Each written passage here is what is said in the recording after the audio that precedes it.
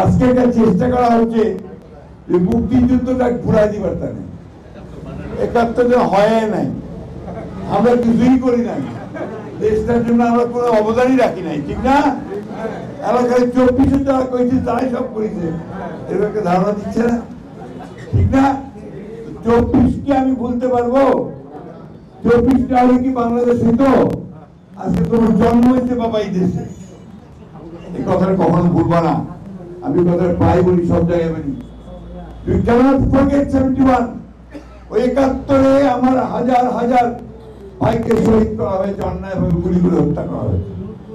ওই ৭১-এ আমাদের লক্ষ লক্ষ মানুষ বাড়ি ঘর ছেড়ে পালিয়ে ভারতে গিয়ে আশ্রয় নিয়েছিল।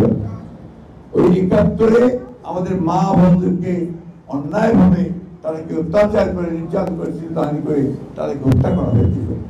এই কথাগুলো আমরা ভুলতে পারি না। ৯টা মাস আমরা দীর্ঘকাল, সেই ৯ মাস যারা যুদ্ধ করেছি, পরিবার পরিজনের কোনো খবর নেই, কে কোথায় গেল, কত মানুষ কোথায় চলে গেছে, তাই না? তো সেই দিন থেকে ভুলে দেওয়ার চেষ্টা করলে কি ভুলে দেওয়া যাবে ভাই? যাবে কে? আমার জন্ম থেকে কি আমি ভুলতে পারি? ওইটা মাথার মধ্যে রাখি।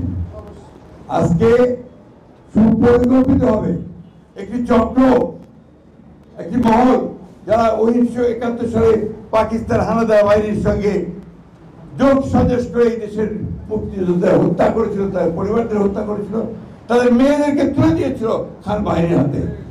তাদের সঙ্গে এই দেশের মানুষ আপোষ করতে পারে নাকি ভাই? জোরে করলে হবে তো? মুক্তিযুদ্ধের গর্জে উঠতে হবে তো?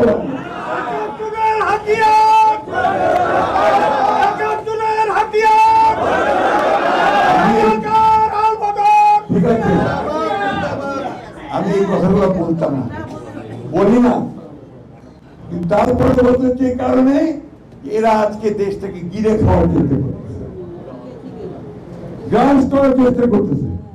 আমাদের ধর্মপ্রাণ মুসলমান ভাইদের ধর্মীয় অনুভূতিকে বিক্রি করে তারা ওই কাজগুলো করতে চাচ্ছে।